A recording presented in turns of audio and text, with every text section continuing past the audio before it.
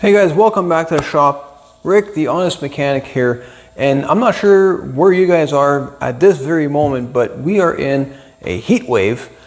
So I'm not going to be doing too much in this video because the garage is starting to warm up a little bit, and it is 25 degrees in here, which doesn't sound like a lot, but it's 36 outside. So it's humid. Luckily I was able to keep the doors closed for a while. All last week it was nice and warm, which, if you guys watched my last video, I was actually able to go check out and test T-Rex, or actually I think the girls call it Big T.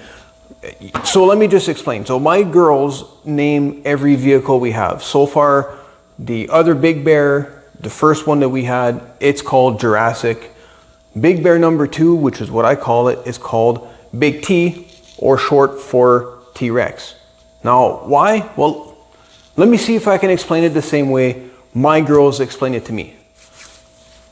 Well, Dad, if you watch Jurassic Park and you look at the Jeeps and you look at the fenders on the Big Bears, they're the same color of beige. So that's why it's got Jurassic, and the other one is T-Rex, or Big T for short. Duh.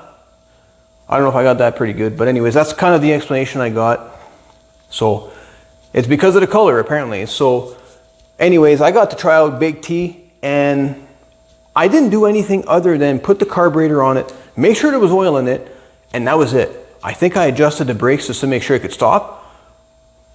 But it was an interesting ride. So let's put it on the hoist and see exactly what we got, because I think we got some big repairs to do. So over here we've got Big T, and oddly enough, if you'll watch the last video, I could not for the life of me keep air in the front tires. And actually, I sprayed the tires, and I know that they're leaking from the bead on the inside. Both of them. But this has been, honestly, I think it's been 5 days now that I aired these up, and they're still, I'm on the lift, so, and they're still hard. And yes, I'm rocking my Crocs because it's hot. It's the only thing that feels comfortable right now. But yeah, they are holding air, so that's really good news. One thing I did notice, and I can't remember if it was this tire in the back or the other one, but there is a wicked gouge in it. And I'll see if I can find it when it's on the lift to show you. But it happened to be parked in a perfect spot where I could see it. It is split wide open. Somebody repaired it from the inside. Again, I haven't had to air up those at all, so it's holding air. But you can guarantee that eventually I'm going to try and get some tires like I did on the Wildcat and I guess Jurassic or Big Bear number 1, because these are awesome. I really like them. And these are also 27. So anyways, let's lift this up and let's talk a little bit about what I think is going on, and hopefully nothing too severe. Even to this day, guys, I get comments on this particular lift all the time. Again, I'm looking for where this came from. I still don't know. But one thing's for sure, I was looking and inspecting this cable earlier. I'm going to have to start looking into replacing it because it's starting to fray a little bit more than I would like it to. So there's a lot in here in the reel that can probably stand to cut out the damage. But yeah, this thing is really nice. Picks up the Big Bear okay, but anything, if you got anything heavier like a Polaris 800 or a Can-Am, because I've been recently renting on those for my friends, it struggles quite a bit. But there is an alternative out there that I did find, and it's just a regular pallet jack. The issue with that is the pallet jack is pretty wide, so you'd have to maybe extend the forks or something, or just put it on a whole jack plate. I don't know, but it is pretty cool. So one of the first things I noticed after I started driving it, I mean, even just putting it in gear, was that there's a significant clunk coming from the back. And I think I know where it's coming from because I had this happen to me before. Now, watch this. Now I know the whole thing is moving, so you probably can't see it. But if I reposition myself and we look, right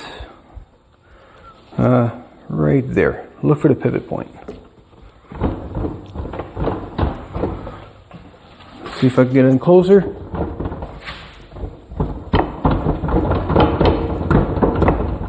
The bearing on this side in particular, it's toast. And it's hard to show because I'm moving as the bike is moving because the tires are heavy, but that is one problem. I need to replace both of these on each side. And while I'm in there, and I hate to say this, while I'm in there, I may as well check the particular U-joint that's in here.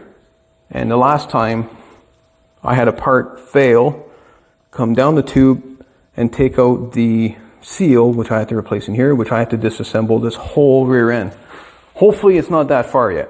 Hopefully I can, fix it before that happens. I managed to adjust the brakes. They weren't adjusted properly. There was all sorts of weird stuff installed in between, but that's because the brakes are very low. There's not much adjustment left on this bolt, so I'm going to order a set of pads. Otherwise, when it comes to that was the only thing I did. I checked the oil, checked the brakes. The brakes in the front, well, just like every other Big Bear, they are completely non-existent. So that's something I need to do.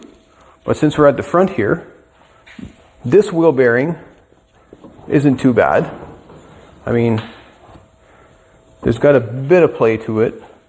Now if we take a look at tie rods, this side's okay. But this wheel bearing, ooh, this one, both of these are toast. So if you're gonna do one, you might as well do both. So another while you're in there, but an odd noise that I can't seem to figure out, which we're going to take apart because it's not too strenuous on a hot day like this. I'm going to remove the recoil because it's working, it's engaging. Oh, well, now it might not come back in.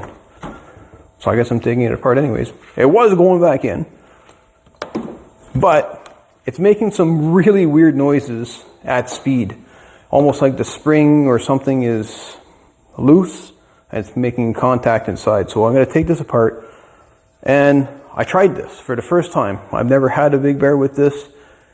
Didn't know what to think of it, but if you're wearing Crocs like I'm wearing now, which I was all weekend, it was super handy because upshifting doesn't hurt your toes and you can downshift just fine. One thing I am going to try though is it's a little bit on the far side towards the front, so it's always kind of contacting the fender. I have to remove it anyways to remove this, so I'm going to probably slide it a little bit further to the middle, and it'll be at a better position because when you're on the bike, you got to reach down. So I'm going to see if I can reposition it just a bit towards the center of this.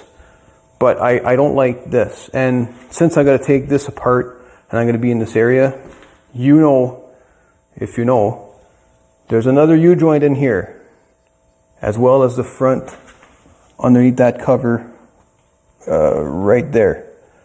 That's the one there. That's not so bad to replace.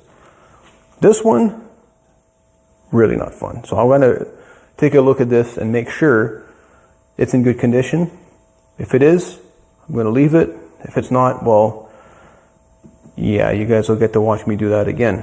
But I'm going to be putting for sure a greasable U-joint like I did before on Jurassic. So anyways, let's get some tools, take this apart. So I think the easiest way to attack this is I'm just going to remove the whole shift lever over here. Oh, and that was one thing I wanted to point out as well. I think I might have said it before. I love these, but maybe because I got a bigger foot, I need to remove just this one section right here because I'm always trying to jam my foot between the lever and here, and there's just not enough room for me. So I'm going to remove just a couple of grinds, so like 1, 2, maybe 3 cuts. Otherwise, they're kind of nice, especially if you got a passenger trying to step on to get in the back, which you're not supposed to have a passenger, so maybe your dog, I don't know. But yeah, anyways, let's get that removed. Actually, while I'm at this and we're talking about passengers, I'm just curious to see what the laws are in different parts where you guys are watching. In my parts, I'm in Northern Ontario. If you want to have a passenger on the back seat, you're supposed to have a 2-up seat machine designed for that purpose. So adding something like this, I'm pretty sure isn't exactly correct. And I'm saying pretty sure because everybody does it and I don't see too many things. But I mean, I think it's also just got to be safe about things. I mean, if you're driving like a maniac, I think that might be an issue. But yeah, comment down below. Let me know what the laws are for you guys. If you guys have any odd or weird ATV laws in your area. I mean, for me, it's actually convenient. I'm allowed to go down side streets to get to the trail, which is really convenient. And we do a lot of time because it saves us from trailering. But anyways, yeah, comment down below. Okay, so last bolt here. What do we have behind here?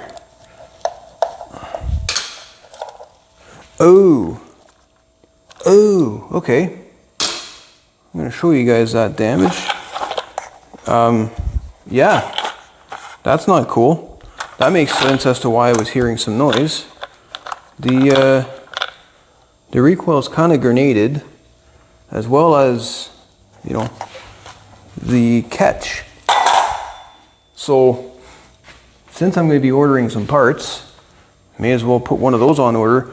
That's one reason I like the Big Bear, because worst case scenario, you can fire it up with your hand. I mean, yeah, if you know how to do it properly, I have a video on that. There's a decompressor on the other side. But yeah, you can do it properly. You'll be able to get yourself out of the bush. Otherwise, you'll need to bring your truck over to try and pull these over because they're extremely hard. But nasty. I wasn't not happy to see that. So at this point, since I'm right here, you know I'm going to do it. I'm going to remove that cover so I can see what I need. And if memory serves, it's just these two Allens. I want to say they're number 5s. At least that's what I brought with me. Am I right? Oh, go the right way. Heat exhaustion's getting to me. Ah, there you go. They were nice and tight. That's a good thing. What about this one? And so far so good. As for leaks, you know, I haven't seen anything. I think there's a little valve cover leak, but I have the same issue on the other Big Bear, and that's just because I'm cheap and I didn't buy the O-rings. So I got to make a big order on this one. I can probably slip a couple of O-rings in that mix, and my wife might not know.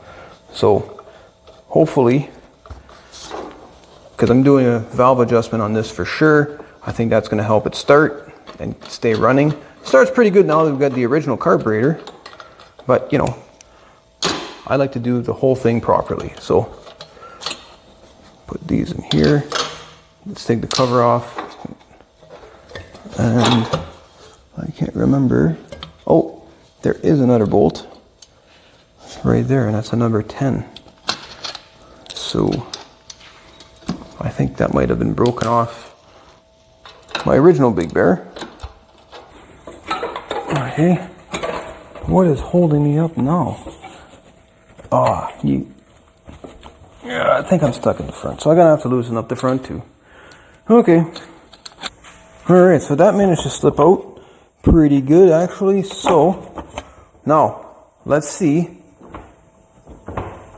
So what I'm trying to do now is I'm taking the front and rear wheel and I'm turning them against each other to see if there's any play in that U-joint. And I'm going to focus you guys on here so you have a better look than maybe even me. What do you see, guys? I mean, I don't see, it's not great, it's not worn.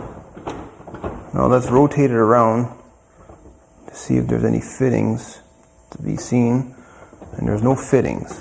Now with my hand, there's definitely some wear. It's not totally messed up yet, so I can probably get away with a little bit of more use with that. But what I'm going to try and do, I don't know if it's going to work, but I'm going to soak it with a penetrating oil and hope that something migrates its way in behind the seals. That's a very big hope, because I don't think that's going to really work. And you can't really drill any of these as they are. Your best bet is to buy one that's got the fitting here and put a 90, so that as it sits like you see it, you can go ahead, put your grease fitting on there, pump it full of grease, and hopefully good for a long, long time. And actually, since we're talking about tires, because I was just rotating these, I wonder if I can find that for you. Okay, now that I got you positioned on the tripod, maybe we can go back and show you exactly that where I was trying to show you earlier. I'm pretty sure that's going to show up way better when the camera is not moving. So that's one thing. And here is that tire damage I was talking about. It is pretty big, but still holding air perfectly. So I'm not going to worry too much about it. There's still lots of life left on these tires, and I'm just going to use them up. So I'm happy to see that. Now I'm going to go remove the front U-joint cover and see how that one looks. Well, what do we see here? Let me just get you in there, a little bit of a reach. There's a grease fitting. And look how dry it is. Now, this is the reason why I really preach grease on any of the grease fittings you find, because I don't know if I'm going to be able to replicate this, because it's really in there, but come on. Maybe I'll put... Yeah, there you go. This is probably a better way to show you. It's toast. Because someone went and put the effort of putting a greasable fitting and never put an ounce of grease in it after it was installed. And I'm thinking the slip yoke isn't too far behind. So, might have to do a little bit of work here. This I can probably... Since I got to take it all apart, I can probably save it. But I guess while I'm in there, I'm doing this one and the one back there. So there you have it, guys. This is like the introduction to Big T. Almost got that wrong. But anyways, Big Bear number 2 to me. What do we have? Well, we've got swing arm bearings, which was bad on the first one. U-joints that are bad like the first one. Front wheel bearings that was bad like the first one. They seem to have a very common set of problems, but some of them are actually fairly easy to repair. Rear brakes, those are always low because no one ever uses the front brakes. But I want to do the same as I did with the first one and try and get these repaired. The first ones work, but I think I need to bleed them again because you got to pump them to get them to fully activate. And of course, a grenaded recoil. So I got my list cut out for me. But I'm going to cut the video short here. And in the next video, I'm going to tackle one of those numerous problems. So hope you guys enjoyed it, and hope you guys come back to see any of that stuff. I'll be posting it. I try and post once a week. Sometimes it's really difficult in this heat. So if I'm a little bit lagging, you'll know why. It is also summer. So don't forget to go enjoy summer. If you liked what you've seen, don't forget to subscribe, hit the like button, and I'll see you all in the next video with hopefully some parts in hand. Anyways, thanks for watching, guys.